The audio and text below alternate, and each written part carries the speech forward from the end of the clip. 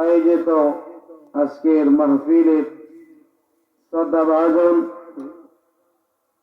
সম্মানিত সভাপতির আসন অলঙ্কৃত করেছেন হযরতুল আল্লাম পীর কামেল উস্তাদুল আসাতিজা আলহাজ হযরত মাওলানা জহিরুল ইসলাম সরকার সাহেব।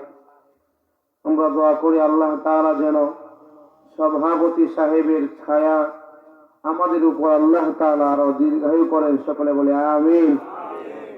সহ সভাপতি হিসাবে উপস্থিত আছেন হাফেজ মাওলানা মুফতি মাহমুদুল হাসান সাহেব সহ হাফেজ মোহাম্মদ আবু তাহের সাহেব।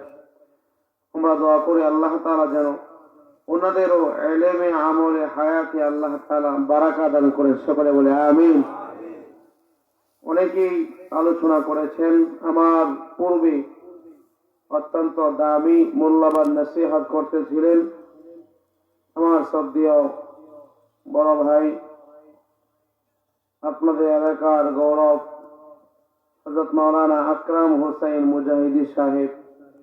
অত্যন্ত সুললিত কণ্ঠে চমৎকার ভাবে রেফারেন্স সহ কোরআন থেকে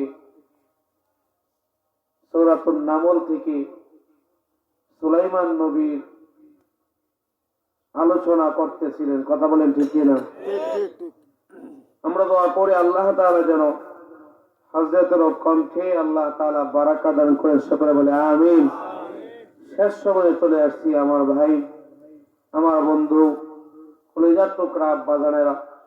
অল্প সময় কোরআন ও হাদিস থেকে আলোচনা হবে, তবে শেষ সময়ে যারা বসে থাকবে মোনাজাত পর্যন্ত থাকবে, রাসূল বলেন যদি মোনাজাত পর্যন্ত থেকে কান্না রোনাদারি করে চোখের পানি ফলায়া আমরা সবাই গুনাহগার, জিন্দেগির গুনাহগুলো মাফ করানোর নিয়তে এই মজলিসে বসে চোখের পানি ফলায়া মোনাজাত করে শেষ পর্যন্ত আমরা থাকতে পারি, তাহলে ওই বান্দার কাবীরা সগীরা সহ সব গুনাহগুলো আল্লাহ তাআলা মাফ করে নিষ্পাপ মাসুম বানায় বাড়িতে নিবে। কোন সুবহানাল্লাহ।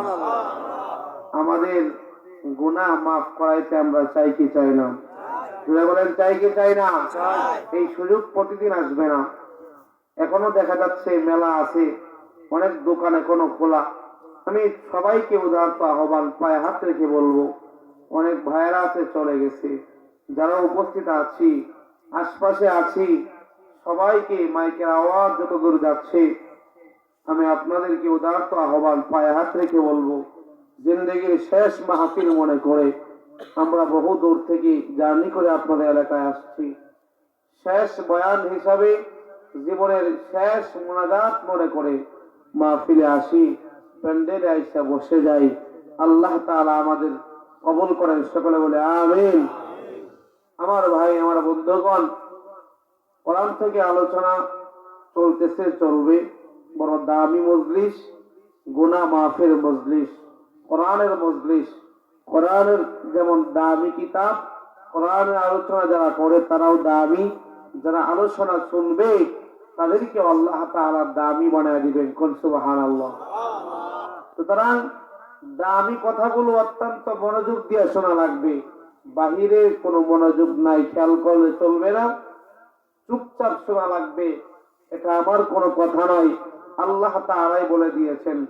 সূরাতুল আ'রাফ 204 নম্বর আয়াত, আল্লাহ তাআলা 9 পারা 15 পৃষ্ঠায় শেষের দিকে আল্লাহ তাআলা বলেন, ওয়া ইযা কুরিআল কুরআন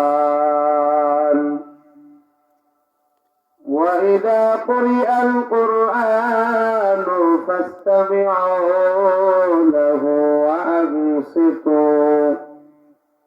وَأَنصِتُوا لَعَلَّكُمْ تُرْحَمُونَ।